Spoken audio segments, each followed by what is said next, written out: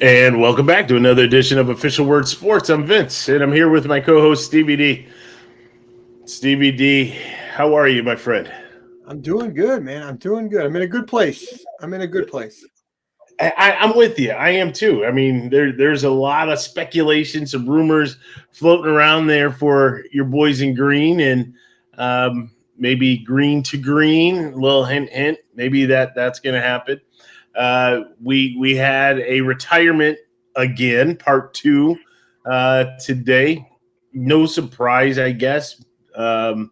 When you looked at how the season ended for the Tampa Bay Buccaneers, to see Brady say he's going to hang it up, I think he got his feelings hurt too because Josh McDaniel said, "No, I think I'll go with Jimmy Garoppolo." I think that may have hurt the feelings a little bit. So Brady's gone. What do you think? Your thoughts? It's about time, right? 46. If you watch the last 6 weeks of the season or so, it looked really bad. If you watch the tape, and maybe he watched the tape and said, "Oh my God, I'm a shell.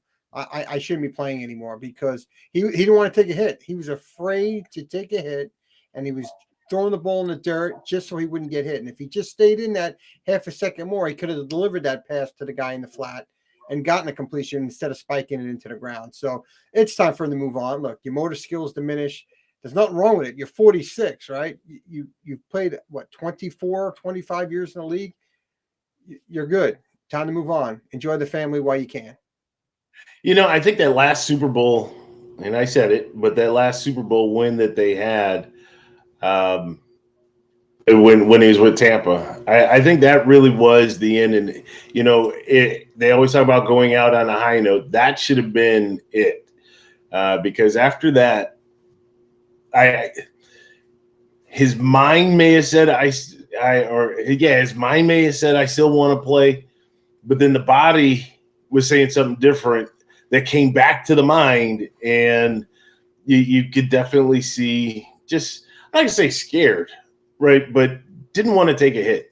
I mean, no quarterback wants to take a hit, right? But when you don't want to step up in the throw, knowing that the rush is coming, and you don't want to step up and deliver that ball knowing you're going to get hit, and instead you opt to just throw the ball at the feet of players or throw it way out of bounds or something like that just to get rid of the ball. Yeah, you're doing more harm than good, and you can see that with Tampa Bay's offense this year. I mean, all throughout, you can see it in their offense, and it just was that there were some pieces missing, and that was the big piece, having that type of quarterback in there to deliver to Evans or Godwin, or some of the others that they had there. So, I'm not going to miss Tom. I'm not going to miss TB12. I'm not going to miss Alex Guerrero. Not going to miss. Well, and we may find that the league has been cleaned up a little bit with Alex gone. Just saying. We may find it. Speaking of that, didn't Julian Edelman get suspended for? Yeah. Yeah. Never really heard much about that though, did you?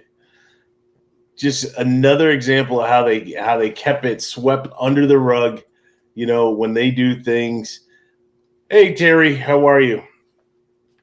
Just another example of how when they do things get caught, how they try to get rid of the story, get rid of the evidence, and how the NFL is complicit with hiding those things. So let's move on. Sayonara, Tom. Hopefully for good.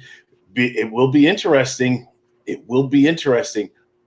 J.J. Watt and Tom will be in the same Hall of Fame class. Yep. Will Aaron Rodgers be in that same class? That would be it. I don't think he's retired. That would be interesting. Oh man, could you imagine that? There'll be a fight backstage to see who goes last. I thought they do it in alphabetical order. They want to get the primetime guy. They're not going to put Brady on it at 5:35 p.m. Well, look. Aaron Rodgers' ego is so big that he won't retire this year because he doesn't want to be in the same Hall of Fame class. I think he's going to look at all the retirees and say, "Yeah, no, I'm not going to retire this year." Right? I think he wants to be the mainstay from from that year that retires and be the only first You could be ballot. on the phone, just going down the list. Hey, are you retiring this year? Okay, good. Go all the way down the list, and then call back the Packers or potentially the Jets and say, "Hey guys, I'm good for another year, right? So and so is going to retire." I don't know. We'll see. That would be typical Aaron Rodgers fashion there. Stevie D, we have a lot of different coaches that now are in new places. You have Peyton Yeah, well, in I got a coach's story that I like. okay. I like to kind of talk about since we're going to talk about coaches here, and Yeah. it goes back to the 1992 Jets. So you got to stay with me a little bit here. And the reason why I want to tell the story is that recently got connected with Coach Al Roberts, who was the strength and conditioning coach for the New York Jets back in '92. We got connected on Facebook, and I thought it would be a great story to tell.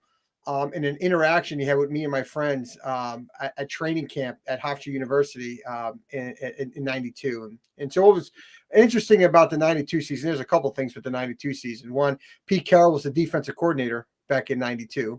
So there's a connection with a current coach in the NFL. Dennis Byrd, we got to hang out with Dennis Byrd all summer. That was the year, unfortunately, in the end of November, he broke his neck against the Kansas City Chiefs at home on November 29th that year. But how the story goes, and I'm hoping that my boy Tim is going to be, hopefully chatting in. I don't know if he's going to be able to listen or not, but we went to Jets training camp like we did every year. But in '92, we'd go watch the first practice, and then the players would come off the field and by the fence. They'd walk by this one fence and they'd sign autographs, right? And then you would break for lunch. There was a couple-hour break, and then you come back and watch the afternoon session. So me and Tim, like clockwork, we take the bus, 30-minute bus ride over to the Hofstra University and watch the practice, right? So Dennis Byrd would come over and sign, and one day he says to the people that were there, said, anybody who cuts your hair like mine, I'll give you $100 and make you worth your while, right? And so now I was going into my senior year, so the haircut was a mohawk, right? So my mom was not going to allow that one happen. Just let you guys know right now. Mom was not having that one, right? So, but Tim goes home, like, Ma, I could get $100 to make my worth my while if I get my cut like a mohawk. So Mrs. Costello, she goes and cuts the hair. So the next morning we go up, and the next day we go up and we see Dennis Byrd at the end of the session. Hey, Dennis, he's in hair. Goes, yeah, it's good, but it's not quite like mine. Cut it like mine, and we have a deal. So that we go home that night, gets the haircut, and we go back the next day. And sure enough, Dennis comes back over. Great person with giving his time. He comes over, he goes, absolutely, okay. It goes, he points across the parking lot there because we were behind the fence, right? So all the way where the players park.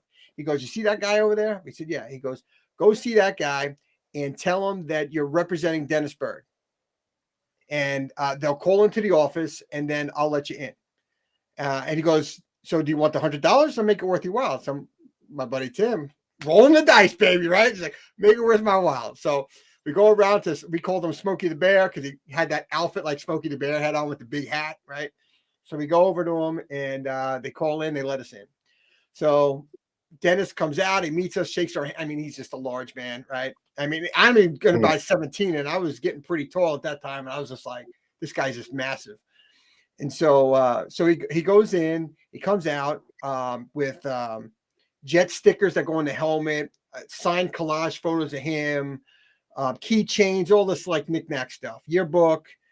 And so he comes out, he goes, how's that? Is that good? He goes, can I get a football?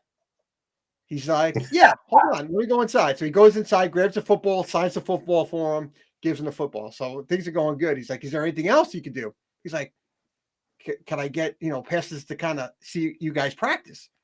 And he goes, absolutely. You want to come every day? You come every day. And here's the note. He wrote on it because once we got in, we had to get a pass. And he gave us his phone number to call. And he says, every day you call this number and you just tell them you're representing Dennis Byrd, and they'll let you in. And then you'll get escorted back into the office, and they're going to give you a new pass. So the first time we did, we were all nervous, like, oh, he didn't tell anybody, right? We're going to get out of there. They're going to throw us out like you crazy kids, right?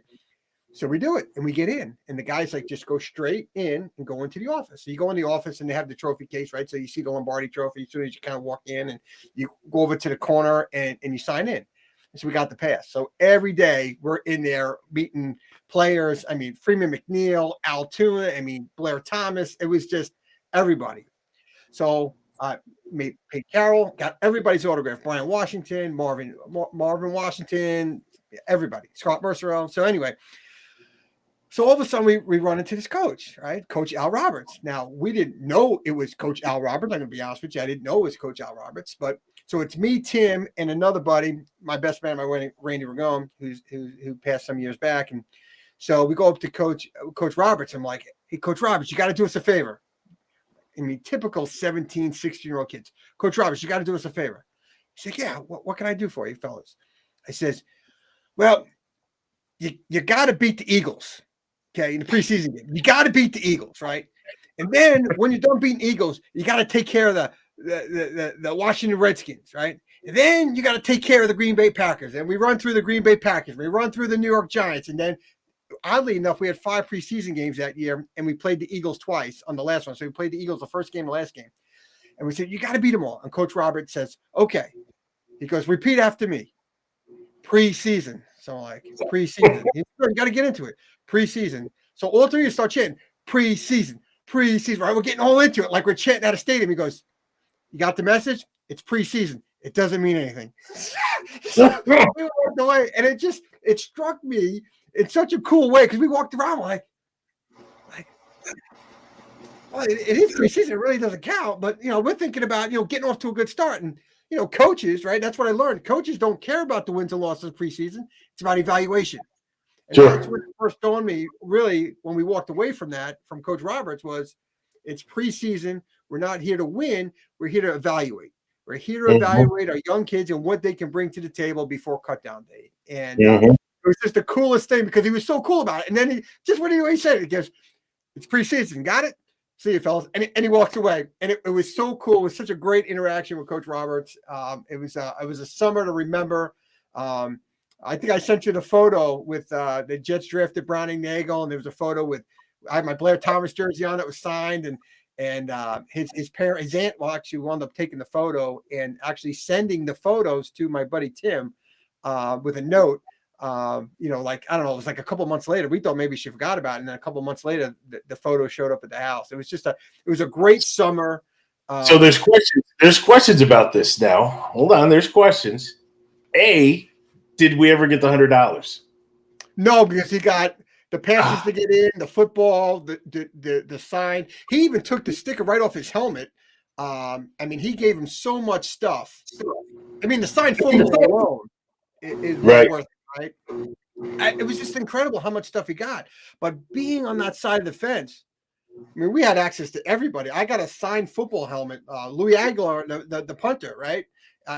Met him, connected with him on Facebook, and I have his autograph. Pete Carroll. I got this Jet helmet full of autographs. I got this Jet team picture that's all signed with all Jet players. And every day, Dennis came over and said hello and just said, "How you guys doing?" Blah blah blah. It was awesome. I had about a 45-minute conversation with Freeman McNeil. Just an incredible guy. Just to give his time after a practice to talk to high school kids.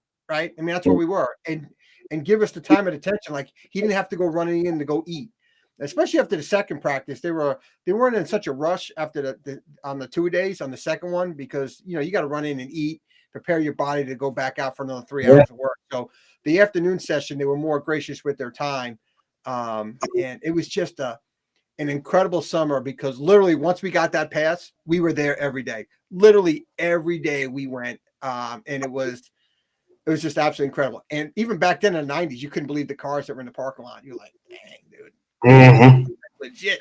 Right? Because some of them, you get there early enough and you're watching them kind of pull in. You're like, ooh, boy. Right? So it was great. Well, now, here's the next thing, Stevie D. I think you have now just given away to all of our listeners how to get onto the field during training camp, right? You just gave for you guys. But again, that was Hofstra University. They made it changed up the cadence. You see what I did there on what you have to say. But it was, and they went 5-0. And that was a great thing, Coach Roberts. We went 5-0. Like, we asked you to do it, and you guys did it. I should have said, let's win the games in the regular season, because in the regular season we went 4-12, not so good. But if you add it all up, we really went 9-12. So, it depends on how you want to look at it. Now, one last question: Yeah. was Coach Roberts like all the rest of the special teams coordinators, all jacked, all swole? No, he wasn't a jacked up muscular guy. No. Okay. No. But Yeah, he was just a bundle of energy. Like, he had so much energy. Maybe that's what made us want to go seek him out, because he just had a lot of energy.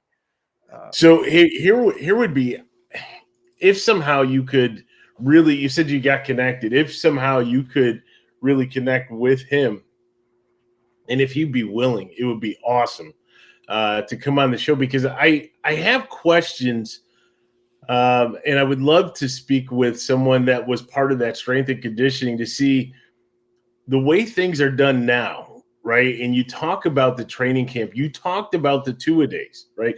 That's something that back in the day, that when they renegotiated, right, the CBA and the terms, all of a sudden those things started getting stripped out. And then you eliminate the extra preseason game.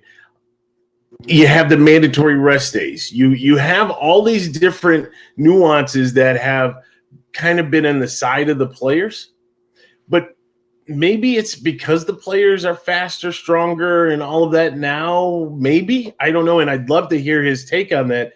But there's definitely something that has changed, where you see the durability and the pliability of the players before, to where it seems like there's more injuries now than what you would have seen before. And I'd be curious.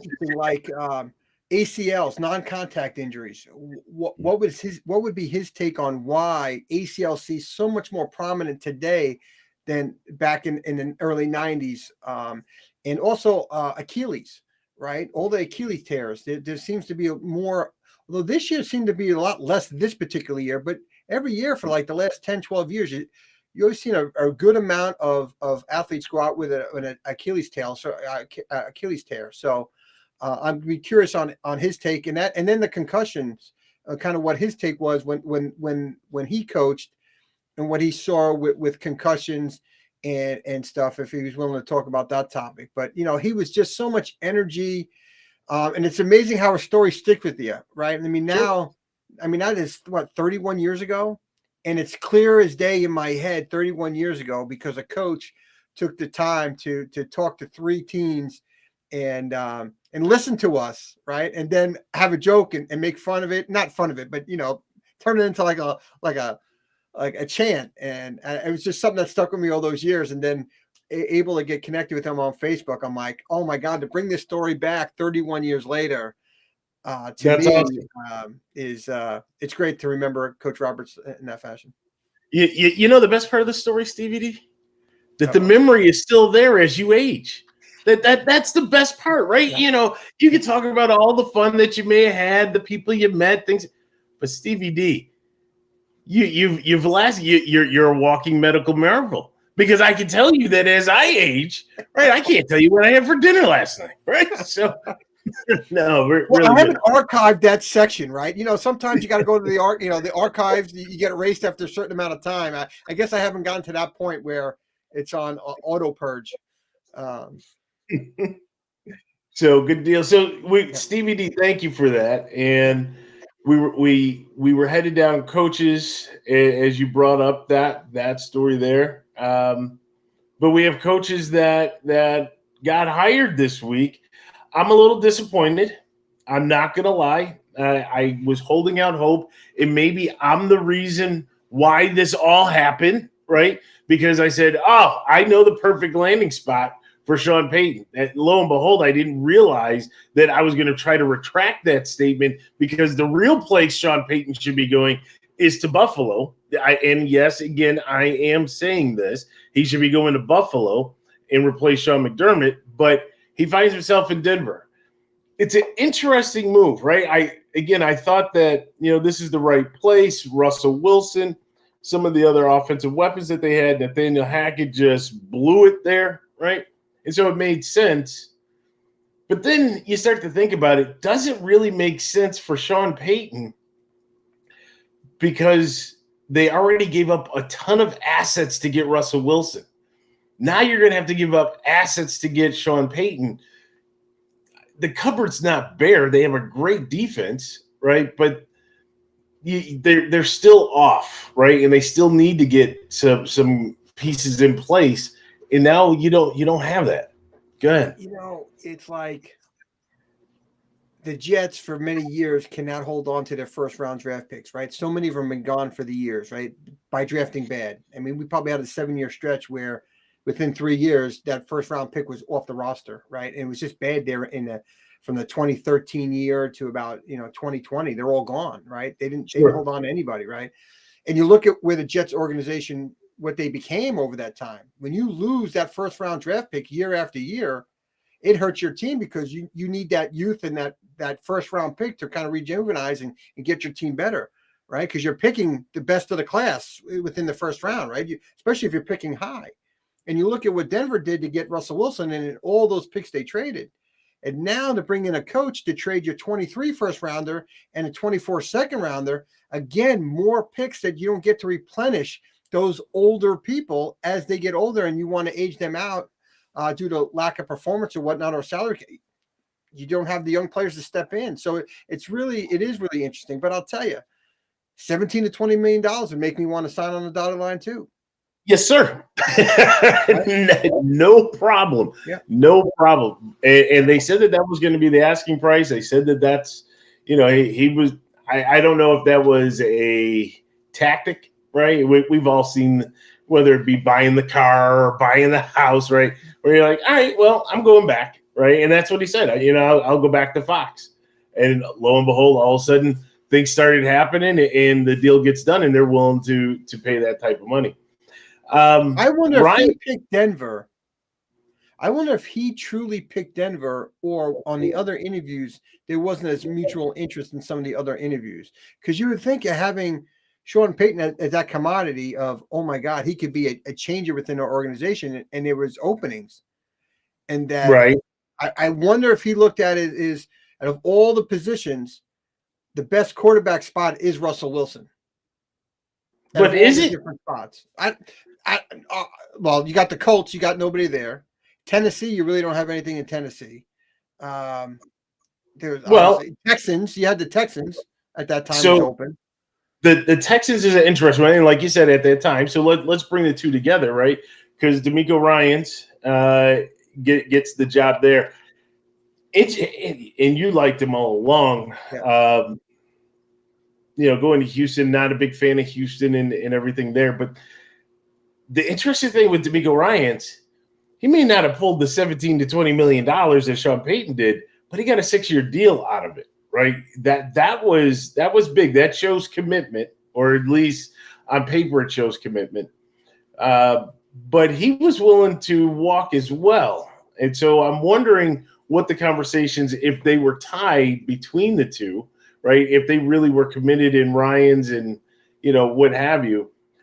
I like the Houston Texans position where they are with the draft capital that they have, where they are with their cap space. I think I like that a little bit better than what you have there in Denver. And I think that's a better place. I don't know if Denver is going to work out for Payton. I think he's a good coach, outstanding coach, great offensive mind. But I'm not sold on Russell. I don't think you could bring Russell back personally. And if you could bring him back, if he was able to come back, Seattle never would have given up on him, right? And I think there's something to it. He needed to, from a Russell Wilson perspective, he needed to kind of clean up his persona with the Broncos. And then all of a sudden you start seeing where Russell said, I'm going to be a better teammate. Well, then why weren't you a better teammate when you first got there, right? I'm going to do this. Well, why didn't you do that before? You're the leader, right? So there's something there, and I don't believe his statements are pure. I think that they're contrived from, all the feedback, whether it be from the agents or the ownership or the GM or whatever. which is not a good situation, right? You can't anticipate longevity with that, and you can't anticipate that these players who really form a brotherhood are going to buy into what you're saying. So I wonder if Sean Payton is going to calm that ego a bit. And maybe Russell ate a little bit of that humble pie because everybody said that you're nothing anymore. And I think it also came out that players weren't happy with him. So maybe he's got to eat some humble pie, and Sean Payton's going to be the one that can help deliver that humble pie to him, right? Because he's got that cachet as a coach, right? Not that Pete Carroll didn't have it, but Russell Wilson was believing he was bigger than the Seahawks, bigger than the coach, bigger than the GM and the owner. I own Seattle. Right. And so I think that ego just grew. And I think it happens to a lot of athletes, right? You Sure. become bigger because everybody makes you bigger. And then, you get traded and I guess you're really not as big as you thought you were. And obviously I thought Seattle got it right when they made the trade. Obviously it was clear as day. Geno had a really solid year and Russell Wilson underperformed in Denver. But it is a curious matchup to see what Sean's going to devise for Russell Wilson that offense. So that is a storyline.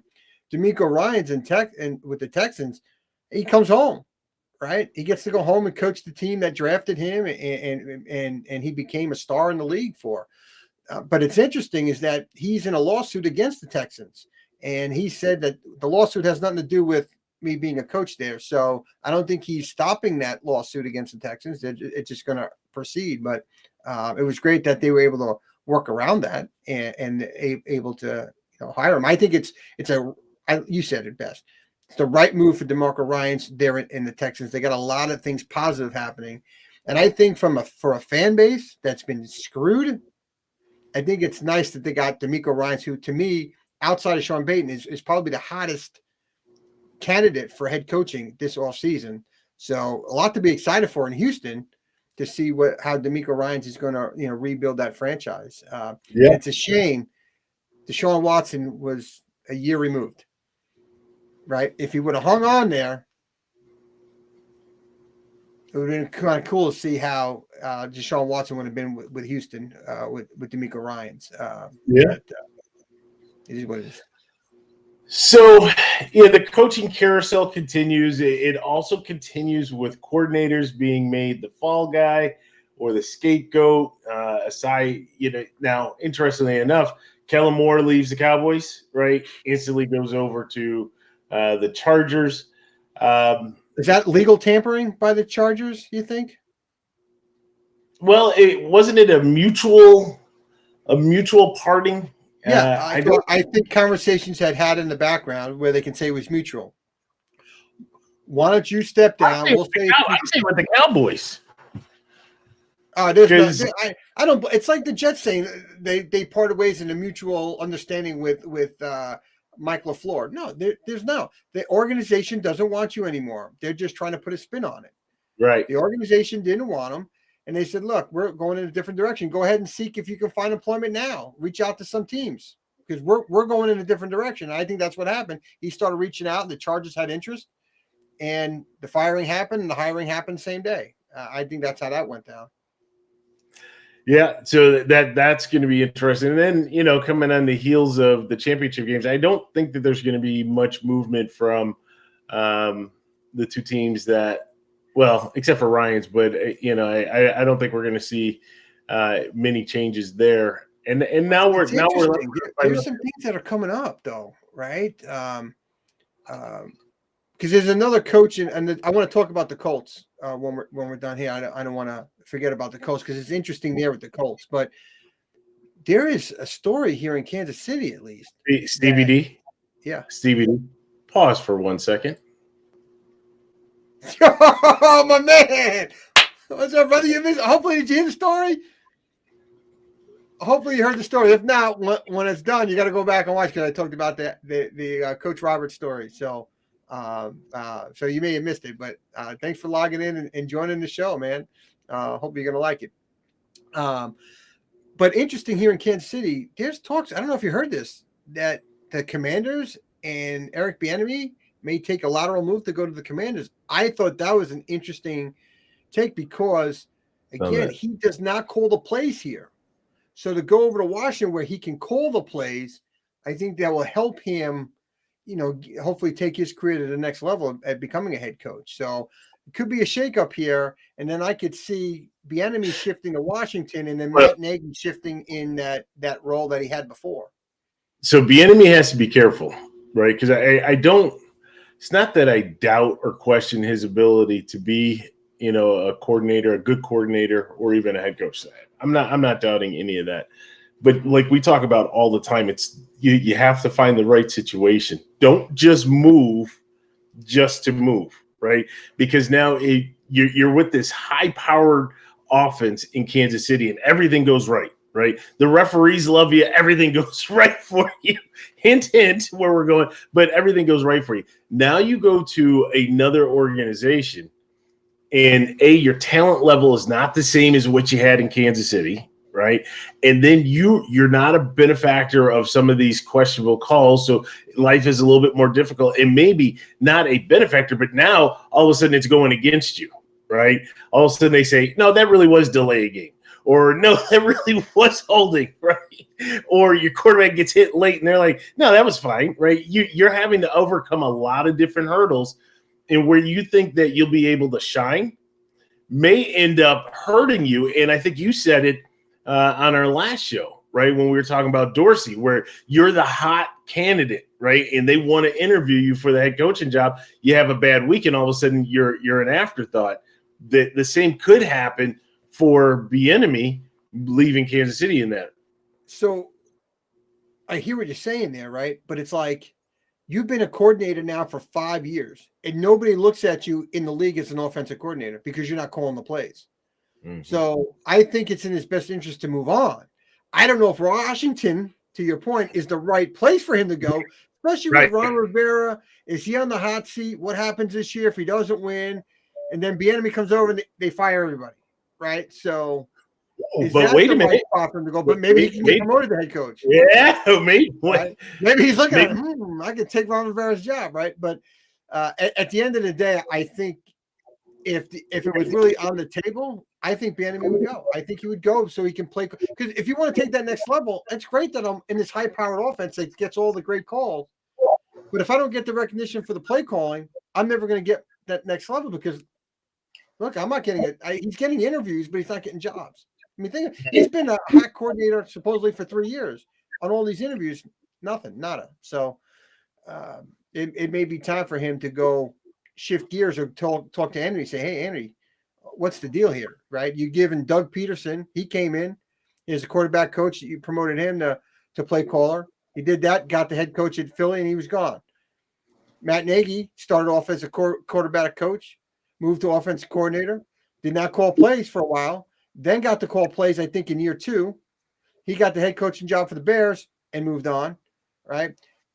Bieniemy started, moved up the ranks, became offensive coordinator for 5 years now, and still hasn't called plays. Why is that? Why is it Doug Peterson, Matt Nagy been able to call plays on the promotion, but Bieniemy hasn't? So something's going on there. Maybe that question, the answer to that question is staring you right in the face, right?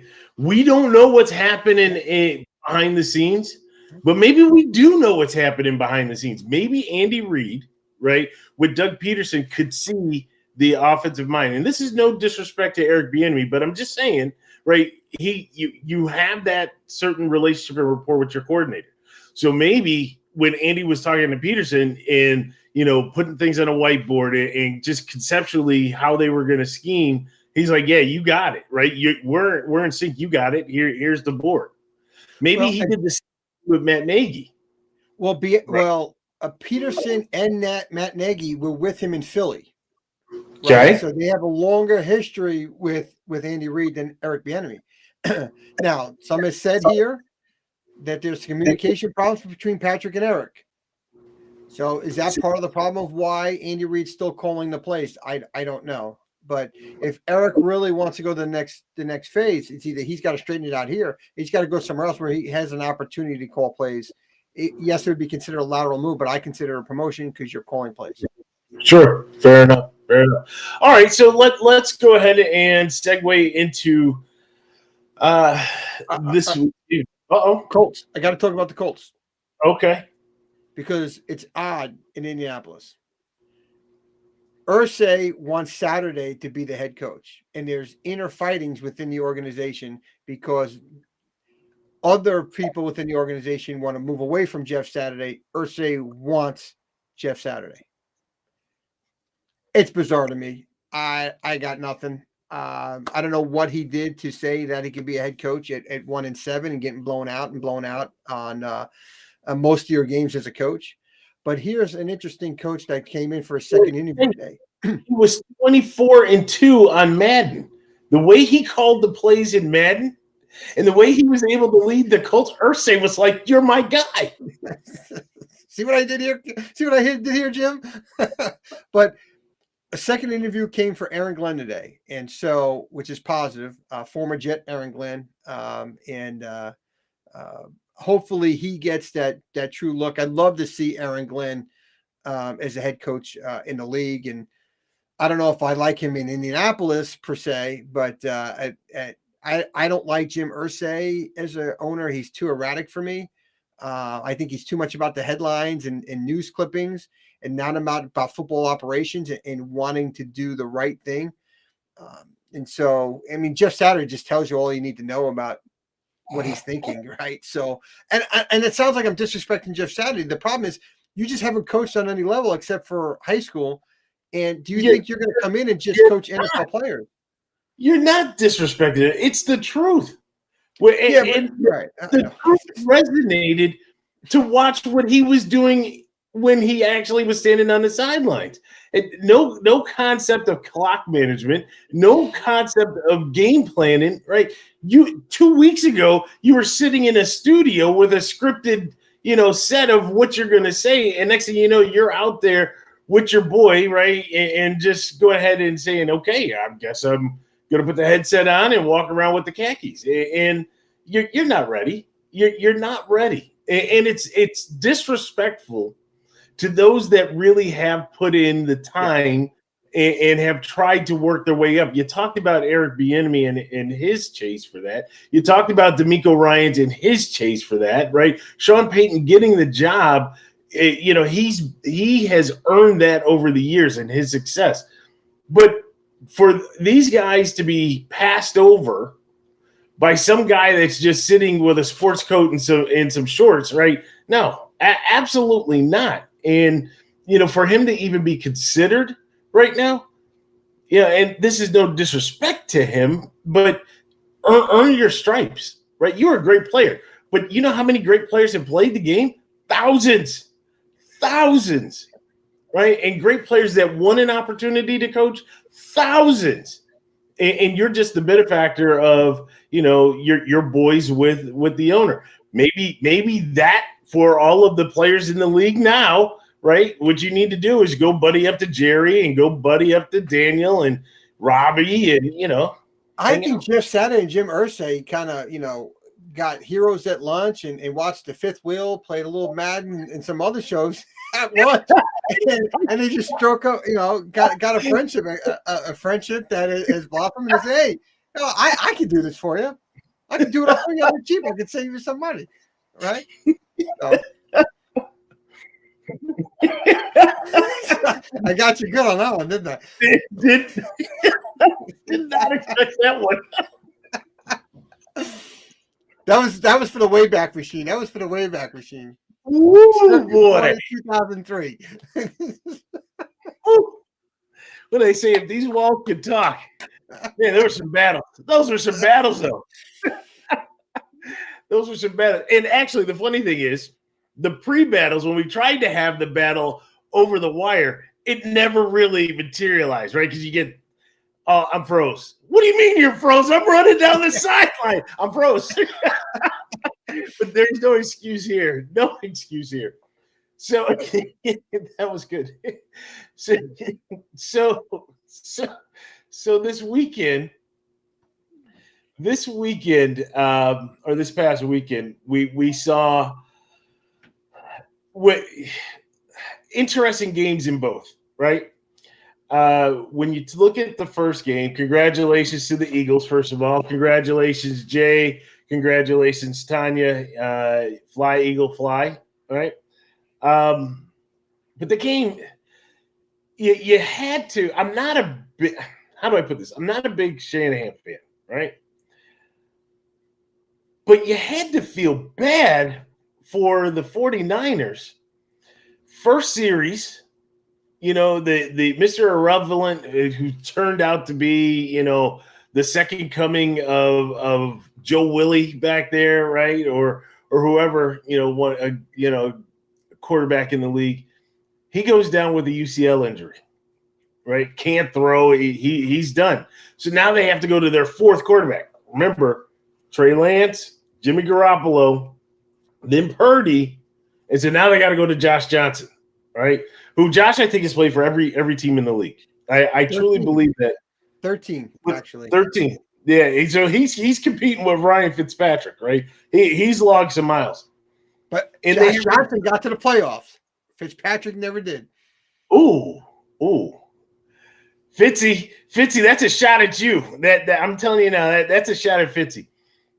But then Josh Johnson comes in, and you already know, you're going against a good team, right? Bringing in the fourth quarterback who really doesn't really know the playbook. He may know the playbook, but really doesn't know the playbook for your team.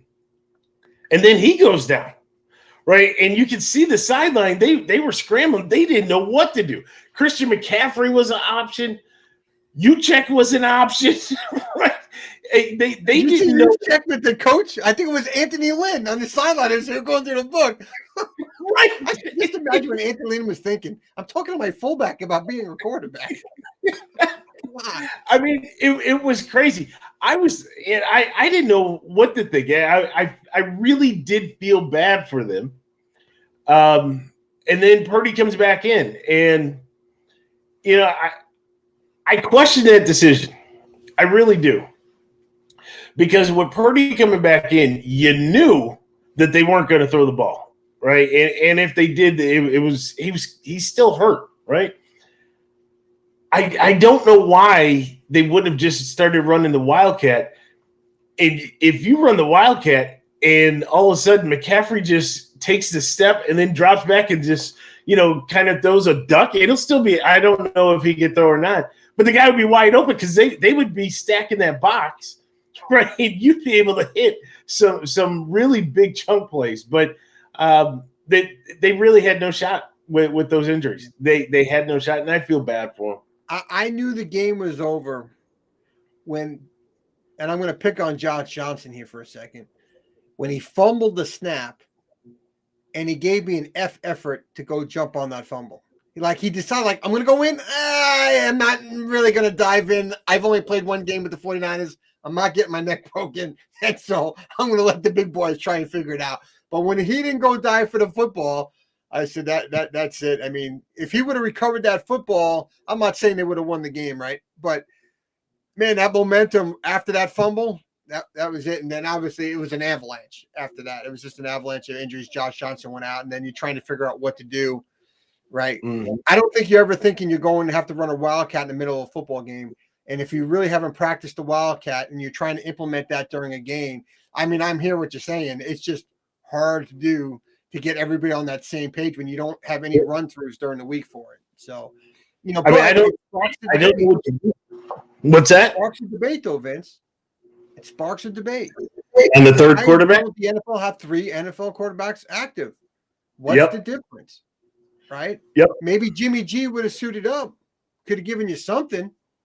Right, because he's already on the practice field, so maybe he would have come back if they allowed 3 quarterbacks. Because you just never know. And this is, I think the competition committee needs to look at this. I'm not saying go to the roster, but allow that ability. Why do people care how many quarterbacks I have? If I'm willing to dress whatever, what's the big deal? I think you're spot on, and I do think the competition committee, just like they always make a tweak, right? Bills Chiefs, right? All of a sudden the overtime rules are changed. I think what they will do, and it just makes sense, you're allowed that third, right? There's no financial penalty, no roster penalty unless he plays, right? Similar to college with a red shirt, right? So you could almost envisioned that it would be like a red shirt, and he just sits there on the side. You have to go to. You can't bypass. You can't skip. Oh, So right. You Purdy can't goes bring the down. 3 for the 2 unless the 2 is Right. hurt. Yeah, Exactly. And I then he think that's comes in. perfect. Yeah, I think that's perfect. And so, yeah, it'll be interesting to see what comes out of it. I'm sure we're going to hear something out of that. But if you're an Eagle fan, you're loving every minute of it, right? You know that, I'm not going to say a cakewalk, but in essence, you had a cakewalk. You're able to hoist the championship trophy. Again, the most important championship trophy, because that showed your dominance of your conference, right? Don't worry about the exhibition game. That's for all fun and games, just like the Pro Bowl the week before. But then, Stevie D, we go to the nightcap. And this is where I don't know how to there is. And you watch the game, and even leading up to the game, Burrowhead, just like, what are you guys doing, right? What are you guys doing? You did not even win the championship last year. You won the AFC championship, but you didn't win the big one, right?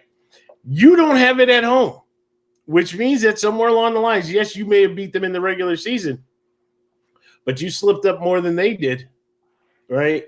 And yes, just because you took out my Bills, right, who you exploited their weaknesses, does not mean that you were the big bad Cincinnati Bengals coming through, right? And you thought you were.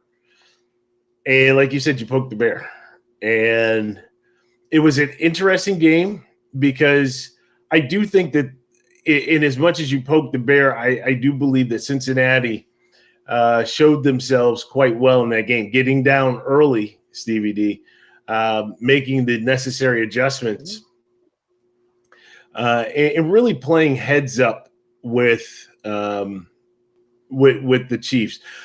I as a Bills fan, recently removed from this great playoff that we have, I was texting you, right? And I'm texting you like, we couldn't have done that. We couldn't have done that, right? Because what you saw was the Kansas City Chiefs exploit the weakness of the Cincinnati Bengals, being that offensive line.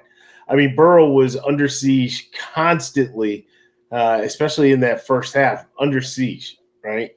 And to the point where I think they were held to 6 points at the end of the first half, right? That explosive offense really was shut down. The running game shut down. And we had talked about they're not a big running team. So I was disappointed again, right? My sorrow and disappointment was starting to go away, right, leading up to this. And then I'm watching this, and I'm just thinking, I'm rubbing my head, right? I have a migraine because I'm just like, I can't believe that Leslie Frazier could not scheme to be able to do this, right? And it just made common sense. And, you're watching the Chiefs do that to the Bengals. But one thing that Kansas City, I don't think, was prepared for is that Cincinnati has already been here with this, right? Remember, Burrow got sacked like 8 or 9 times in a game, right? So that's nothing new. And it's just to adjust it, and they adjusted nicely. But you get to the second half, and Stevie D, one of the things that I really want to talk about in the second half was the officiating. Being impartial, right? I have no skin in this game, right? So being impartial. I live here and I don't have skin in the game either, right?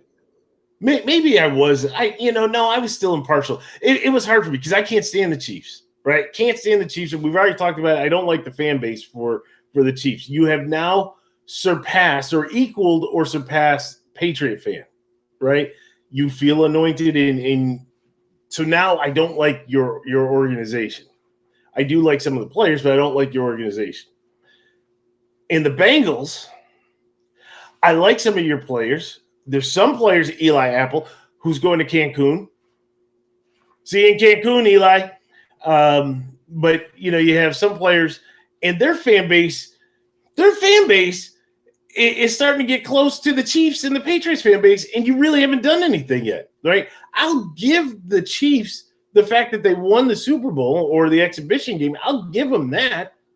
But the Bengals, you're still no closer than you were back in '88, right? You're at the same spot, except for you have a great quarterback and you have great wide receivers, right? I love their quarterback and I love their wide receivers. But the officiating really, really was bad, and you could see it, right? And again, that's like you said, no skin in the game, being impartial. You sit back and you see things that just make you scratch your head. You're trying to figure out where is this coming from, and no more evident than that 3rd and 9, or the second 3rd and 9. What happens? I don't know how Zach Taylor did not throw every piece of equipment that was on that sideline on the football field. In all the years of watching football, I don't know if I've ever seen a play at full speed at the end of the play say it was a do-over without a penalty. The line judge from the back ran in, couldn't get anybody's attention. That play ran. Right? And then I'm not saying it wasn't a penalty. On the next play, you call a penalty on the defense to give them a 1st down. Are you kidding me? You had a chance to right the wrong because the ball fell incomplete and it was going to be 4th down. No, 1st down. Oh, my God. But the players involved in that penalty weren't even involved in the play, right? The play was on the other side of the field. Better yet, yes. It's just awful. It was. And I don't – there was a lot of talk and a lot of noise, and I think it was fan noise. I haven't heard the league come out, and maybe I missed it if they did. I didn't hear the league come out to discuss anything that happened. And it was so egregious that yeah, go Bills for sure. But it was so egregious that how does the league not come out to say, we reviewed the tape and, this play should have carried on, right? What it does is that it shines a negative light on the NFL. It makes you question. As soon as you start to question, then all bets are off, right? And no pun intended when I say all bets are off, because gambling is now so rampant, right? Whether it be legalized gambling in the States, fantasy football, the squares, illegal gambling, it's more prevalent now than ever before, right? And if I have money on the Bengals right now, I'm questioning, did I get screwed out of my bet, right? Because these referees wanted the Bengals to get in or wanted the Chiefs to get in, and the league knows about it, right? How do I trust what's going on? Now, as a degenerate gambler, then I would go bet the next week, right? That's just what they do. But still, it makes you wonder, right? We talked about what happened in basketball, right? And that was – wide open, and the league addressed it. And I'm not saying that these referees were on the take. I'm not saying that.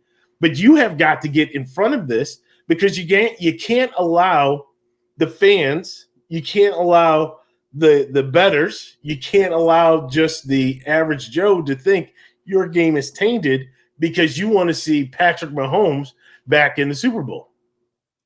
So if you say something, are you admitting that something didn't happen? So if you just let it go and let it be people talking or whatever, if you don't address it, there's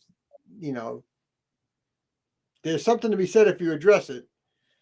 So I'm curious. What is the name of the stadium? It's in Arizona. Discount double check. Oh, that's great. That's great. Oh my God, that's funny. Bathcom. But so there's a sequence of plays at the end of the game. Here comes the conspiracy. Well, he's not that far off there, right? I mean, It walks like a duck and talks like a duck. It's a duck. But I want to get to I like where you're going there, DJ Coles. I like where you're going. So I want to get to like the last drive because there's a lot of things that happen. So I'm going to lay out some things and we're going to go back and forth a little bit, right? So the fix is so Mahomes does a dump off to Pachenko, however you pronounce his last name, and he's about to get tackled by 3 linebackers by the Bengals. And I'm going to call. I don't know his last name. But hold on. I'm going a lot of places here, right? So you got to stick with me here. Stick with me here. So 57. Remember that number 57 because I don't know how to pronounce his last name, but I'm just going to call him 57. The linebacker 57 misses the tackle, allows Pachenko to go. Hold on. Pause. You pause for 1 second. I need you to be very careful. I'm telling you, I need you to be very careful as you do this, okay? Yeah, I'm going to be as careful as Tony Romo was. You need to be better. You need to be better because Tony got himself in trouble. Okay, all right. So just be careful. Yeah. So 57 is about to make the tackle with 2 other linebackers, and he lets Pachenko get away. And he allows him to get I think it was almost 20 yards after that touch. Okay. The next play, thereabouts, it could have been the next play. Now, again, I think Pachenko went out of bounds.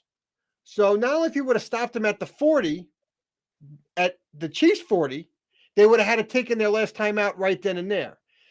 You let him get an extra 20 yards after contact, and he got out of bounds to save the timeout. Horrible by the 3 Bengal players, but I'm calling out number 57 for a reason. Mm-hmm. Fast forward to the play that 2 holding calls were now called on. One by Orlando Brown, number 55, the left tackle, and there was another hold on the same play, and I don't know the number of the Chief player, but Mahomes rolls out to his right, and as he's running out of bounds, he gets popped by number 58, right? When you watch it live, you're like, I'm yelling at the TV, how can you hit Mahomes? You got to be the dumbest player in the face of the earth. That was number 58, right? Again, don't know how to pronounce his last name, so I'm not going to attempt it. I'm just going to call him by the number. All of a sudden, the following day, now I'm going to fast forward to the following day. Thank God for TikTok, right? I'm watching a totally different angle of the play. I'm not blaming the referees here, okay? I'm not blaming the referees for calling the foul because it looked really bad. It looked really bad when you watched it live. But watching a different angle, the feet, not the legs, not the kneecap, the feet, as Mahomes was going this way and 58 was coming this way, the different angles showed them their feet touched in this incidental contact. Now, when you saw the hand on the shoulder, that wasn't a push. That was like he was trying to do it. And he put his hand up, but their feet touched. Mahomes fell to the ground. The flag was thrown. Again, the angle that most people saw, you were going to say that's a personal foul. After watching that different angle, that was not a penalty. I'm not blaming the refs, but it was not a penalty. The reason why I bring up some of the sequence, and I'm bouncing a little bit here, is that at the end of the game, number 57 is yelling in the locker room. He said he used the F-bomb, and he basically called out number 58. Okay? Mm-hmm. And what pisses me off about that, as selfish as you are, 2 plays earlier, you had the guy dead to rights at the 40-yard line. We're in overtime if you made the tackle. How dare you call out your fellow player on that play? Because on the replay, he did not late hit the quarterback. It was unfortunate timing where their feet connected and Mahomes fell and he fell and it looked really bad. And that's what I feel bad about number 58 because his teammate came to his defense at the end of the game. He was bawling, crying on the sideline knowing that he blew the game, but he didn't. In my view, he didn't blow it. He apologized profusely for that after, like either later that day or the next day. He did apologize. I don't know if somebody got in his ear and said, "Look, we're all a team. You can't do that." But he did apologize. I'm not excusing it. I'm not excusing it. But I'm not going to defend him because you don't go after your own teammate. You just don't. Right there's plenty of plays in there in that game. Right, that you could have done or that he could have done, or that he did do, right? Maybe he covered for you, right? That all of a sudden you're magnifying one particular play, right? One thing that you did forget about, though, is how do you let Sky Moore get all the way down the field on that punt? On the kick return. Right? Because if that doesn't happen, it's almost like the 13 seconds again, right? Now you're back all the way back with no timeouts or one timeout, and it's a done deal. How don't you kick it out of bounds? Why would you take the chance? You tell me these punters cannot kick on an angle and still get a good punt and kick it out of bounds. Why take the chance of a kick return? I'll do you one better. Because before it happened, I knew it was going to happen. And you probably did too. Because the punter outkicked the coverage.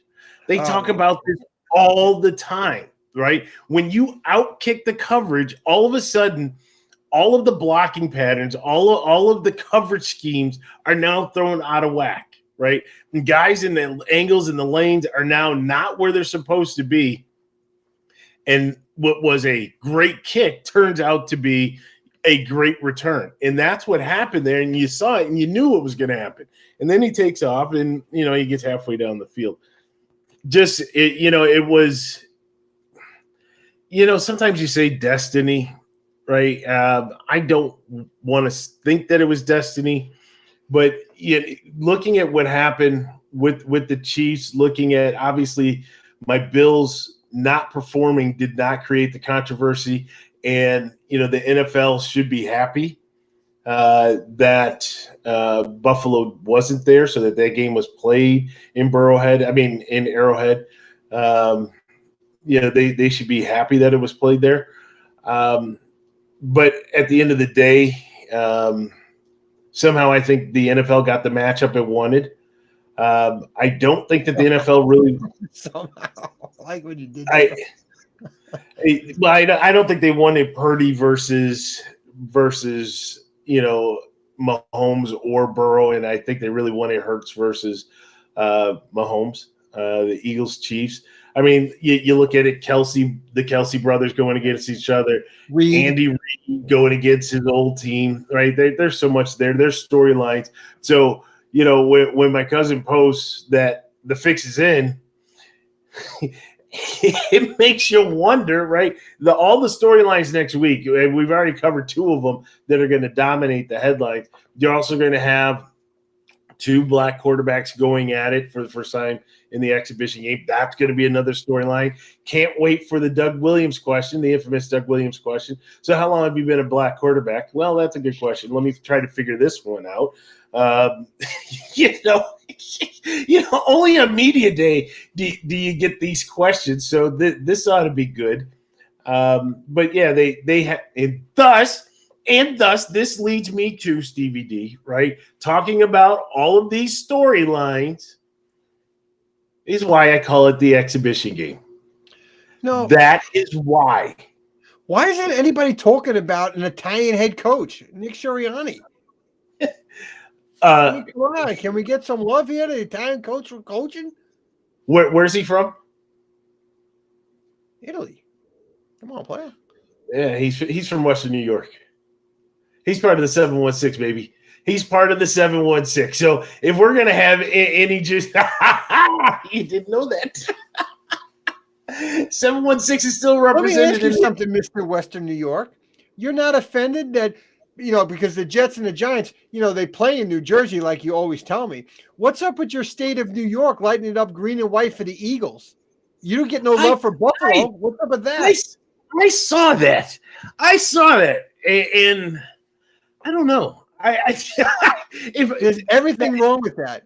Now, as a Jets fan, I look at it as it's really for the Jets. But and that's what they need to play that off with. That's what they need to say, that some Jet fan went rogue in there and put that up there. If I'm a Giant fan, I'd be looking at, are you kidding me? Are you kidding me? I don't know. I saw that and just shook my head. I shook my head, but that's all right. As long as they do the proper thing and fund my stadium, I'm good. I'm completely, that's another thing. If you get Coach Roberts on, I am very curious about the turf, field turf, grass, and the old turf, right? The biggest thing with the old turf was that there was nothing underneath, right? You were basically playing on indoor outdoor carpet on concrete is what you were playing on back in the day, right? And now it's kind of changed, and now they've created this field turf. The other problem that you had with the old turf is that you had the seams as they used to sew it in, and so those seams start to come apart. And we saw what happened in the old Eagle Stadium, and basically throughout. I would love to hear his take, and certainly see if you can get him on. I'd like to hear his take again, more with these injuries and what he saw and how he compares it, because there may be something you had mentioned when you were telling your story. You had mentioned about the non-contact injuries, right? There may be something to the new turf where it grabs too much, right, for these non-contact injuries. And I would love to hear, his take on that. I know, and I forget what it is, who it was, but there's another team that is redoing their turf, going to the field turf. And, if that's what it is, again, the Players Association, you're focusing on the wrong things, right? If you really are concerned about safety, maybe it's not that we're not having as many practices during training camp. It should be that there's a mandate for the requirements of the fields that your players are playing on. Well, MetLife is one of those fields that are deemed unsafe. And multiple reports came out about that. So it's going to be interesting what the New Jersey Sports Authority, along with the Jets and the Giants, are going to do with that field. And when you think about a NFL salary cap at $225 million, I think it's 224.8 or something. And with the investment you're making into the players, I mean, if the field costs you $20 million to redo, that you shouldn't even think twice about it. It's a no-brainer. I mean, think about between those two teams, you're going to have what, almost $450 million, $450 million in salaries. Why wouldn't you invest? You split the cost in half, and you get the field. It costs you half as any other team, right, to redo the field. You consider yourself lucky, right, and just redo the field. Obviously, there's something wrong with that field. The manufacturer, maybe it was the year that turf came out. That was 12, maybe 2012 that field came out, right? So now it's 10. It's going to be 11 years old. Maybe it's time that technology has changed with turf, that we need to rip that out and get a newer turf brand on there. But I'll say this though, Stevie D, before you start investing in the newer field turf, right? I need to hear from the experts on how my players can withstand the rigors of playing a game, going at it, the push, pull, the tackle, all of that, all the hits, and then have my player just run, and all of a sudden it grab right there at that instance, and now either I have an Achilles that's gone or I have something going on with the knee. No contact. How does your field all of a sudden become the devastating force here, right? And until you can answer that question for me, then these owners, and I know there's an expense to it, but they need to go back to looking at grass. We talked about grass a long time ago.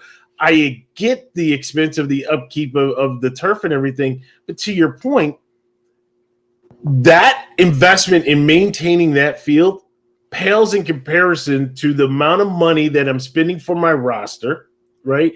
It pales in comparison to potentially a high draft pick or a great player, any player, but really the investment you have in a high pick that could be permanently done or severely compromised where he's no longer the same, all because you said we'll save money here and go with this. I go back to the Players Association. I really do. What about the shoes? Right. What about the cleats or the turf shoes that they're using?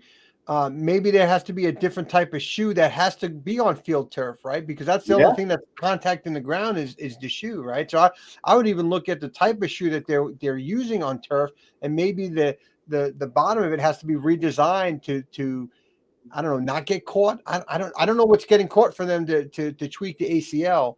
But the Giants and Jets have a unique situation because every week a football game gets played. Where in most stadiums you get a week off sometimes, or you play 2 weeks in a row and then you're gone for 2 weeks and the grass has a chance to heal.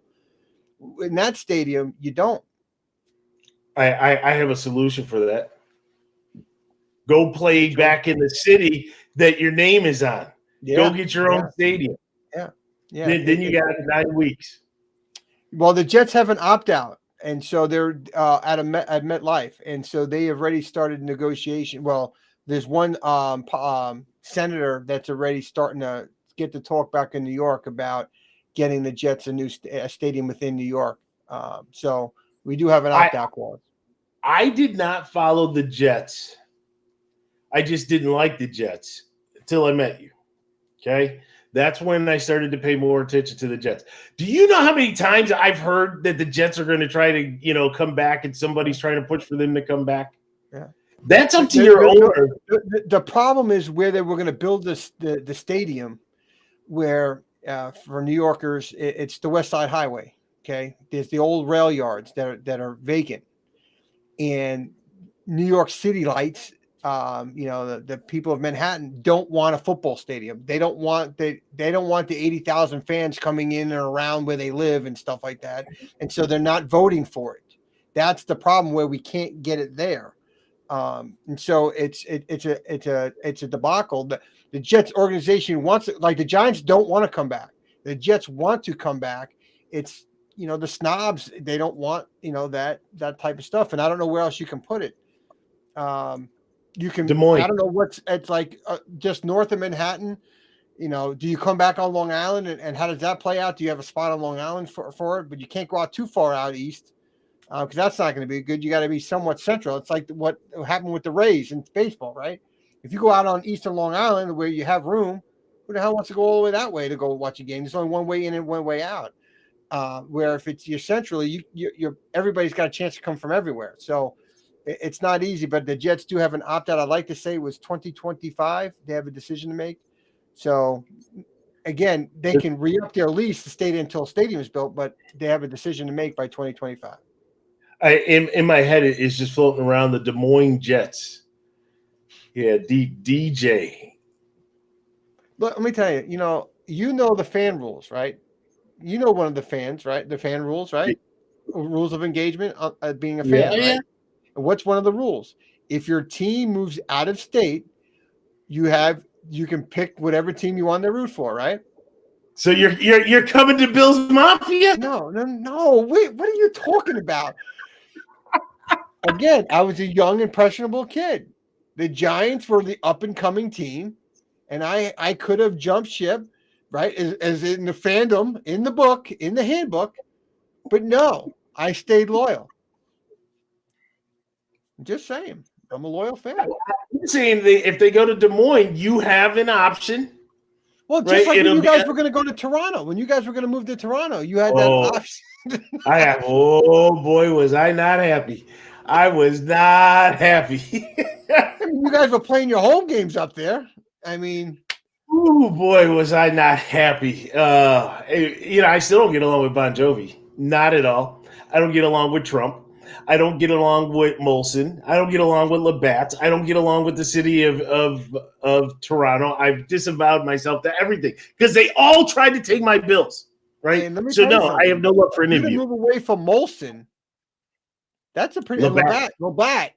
That's a pretty big deal. That is a pretty big deal.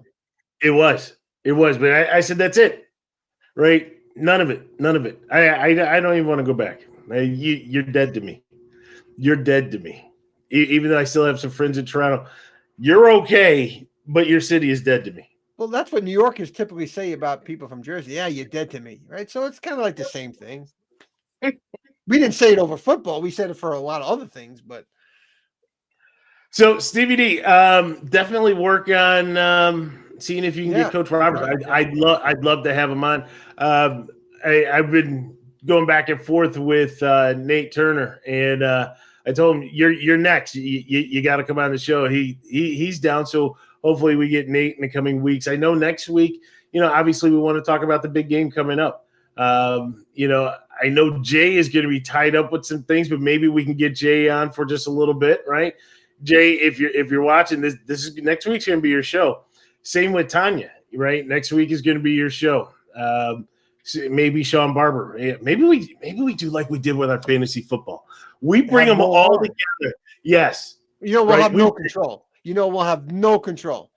That's all right. I'll just have some popcorn. Yeah. And I'll sit back and just let them go at it, right? Yeah. But now think about this though, Stevie D. As the host, we do have the power. You haven't used that in a while. I haven't need to, right? You're doing pretty good, right? You're doing pretty good, and you brought me back, right? So plus, knowing that I kind of gave you the insights into the admin console, and now you know where the button is. I don't want you to reciprocate, right? So this is pretty cool. What's this one do? So, but no, we want to thank everybody. Terry, thank you. Tim, thank you for checking in with us. Yeah. Glenn, we appreciate you. I do have to say, by the way, happy birthday, Gerald. Gerald is a watcher and a subscriber and a follower. As you can see, Gerald, I did give away, the inside joke. I'm glad you can laugh now, right? It's been a long time. Let things heal. We were kids, right? I'll just say that. But you weren't that young. We weren't. But I hope you had a happy birthday. So definitely happy birthday, happy Gerald. Birthday, Gerald. And then to that CBD, to everybody out there, again, we appreciate the likes, we appreciate the subscribes, we appreciate the views. I think we were going over it. Last week's show had a ton of people watching, and we appreciate that. And so if you get a chance, social media, I know my man Stevie D is his social media game is on point over there, right? So Instagram, Twitter, Facebook, you can catch us all over the place there. Obviously, our website, owsports.net. Give us a look. Some great links too. One of the things that I'll just kind of move from there. If you go to this cap space tab, especially for Bills Mafia, if you go to the cap space tab from owsports.net, there's an option where you can manage the roster, right? You can play Billy Bean. I found this little button out, Stevie D. And again, for everybody out there, it's not only on the Bills section, it's also on the Jets section.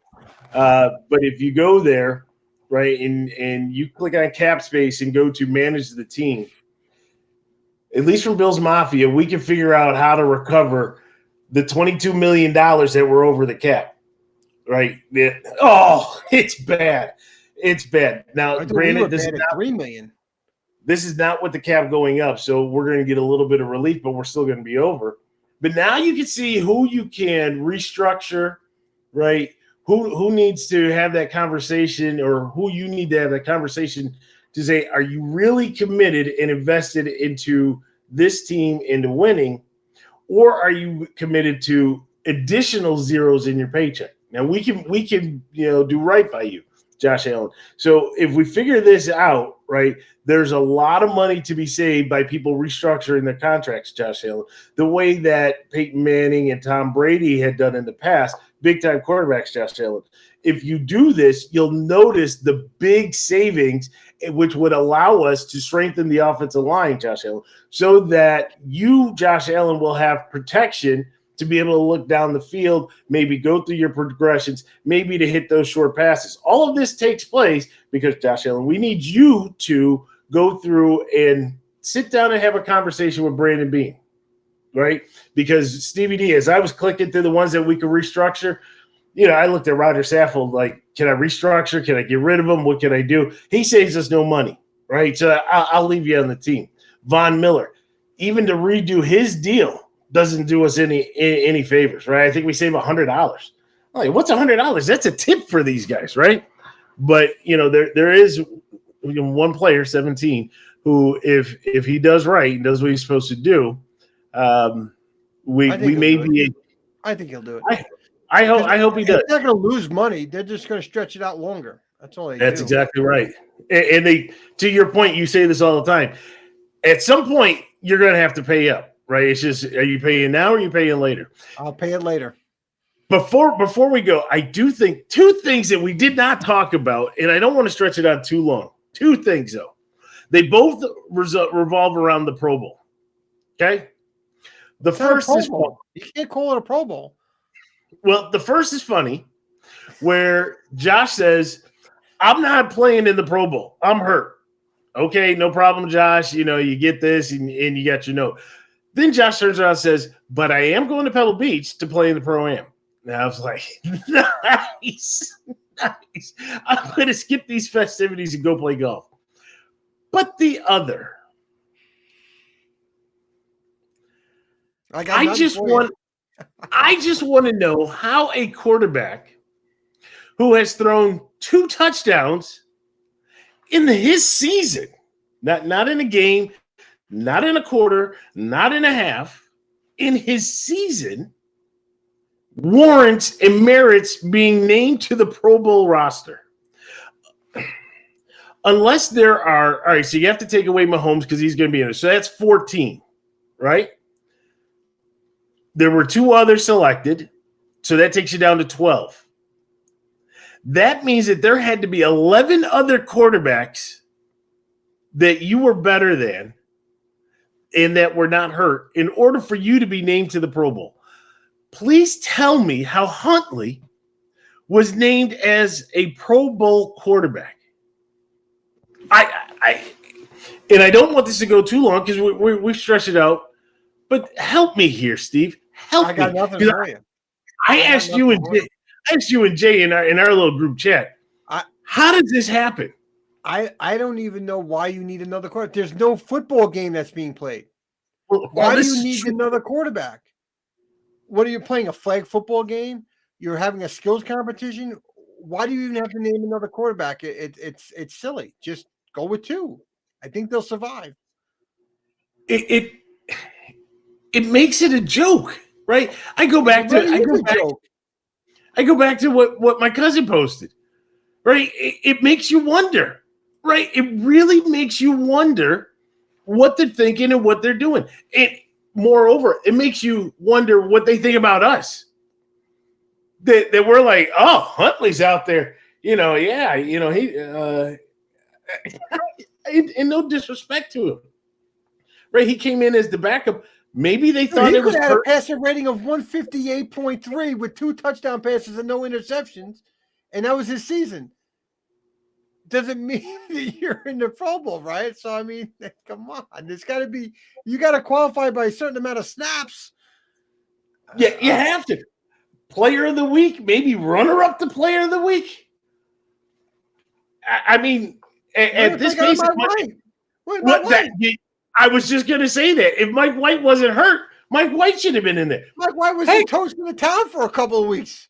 Zach could have been in there the way he played our Bills. Well, he had a good game against the Bills, right? Good game manager. He could have been in there. I don't get it. I think that would have broke the internet if Zach Wilson would have been named to the Pro Bowl.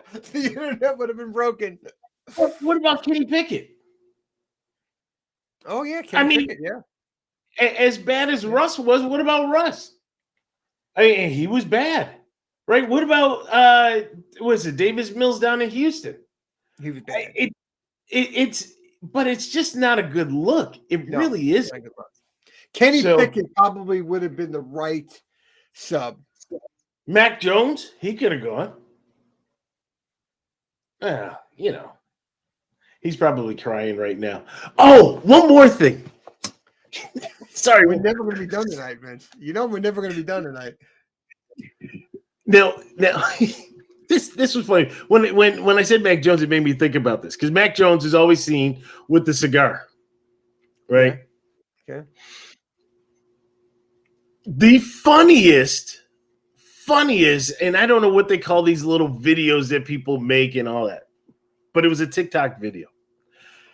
Hilarious. And if you haven't seen it, you have to go look. I guess the best keyword is Who Day, but better yet, if you go to our page, I know that I reposted it on our page.